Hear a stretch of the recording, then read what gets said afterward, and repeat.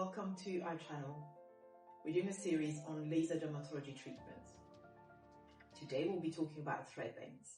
So thread veins are also known as spider veins, and they're very different to varicose veins. The thread veins are a little bit smaller, and you can see them just under the surface of the skin. They can be red in nature, mostly red, but when they're a little bit deeper, they can have a bluish appearance. Today I have a patient coming to clinic for spider veins. It's a young lady, about 25 years old, so it can actually affect anyone in the population.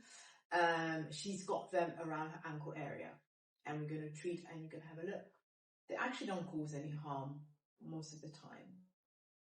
Did you know that 4 out of 5 people actually will end up having or have got thread veins on the body or the face? They don't actually do any harm. They generally are not painful. So really, the treatment for them is for cosmetic purposes. In the clinic here, I use my favorite laser machine, the Fortuna SP Dynamis.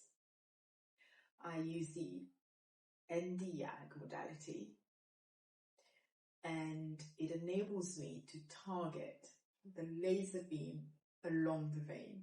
And what it does, it collapses the vein, and that gives me immediate satisfaction. I use it in conjunction with cold air.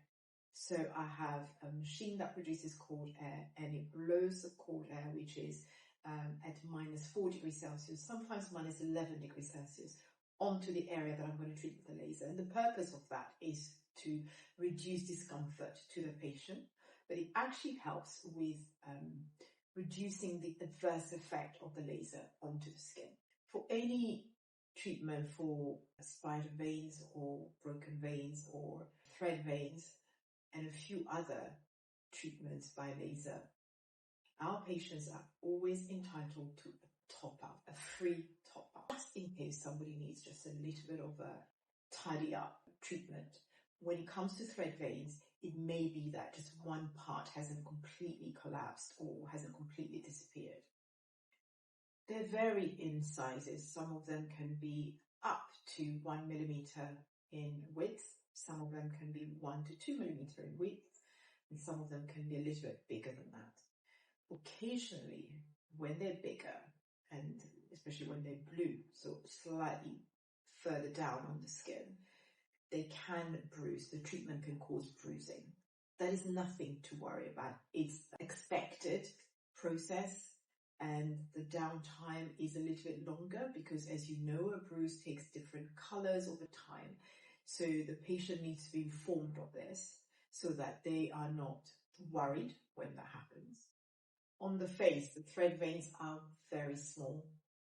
They're less than 1 millimeter in width. On the face, thread veins can come in different forms. Sometimes people have called them broken capillaries because very, very, very tiny, and they're red, and they are very superficial. Some of them take the form of a nevi, spider nevi. So there's one dot of one area of redness with the veins coming out of that dot, and that's why it's called a spider nevus.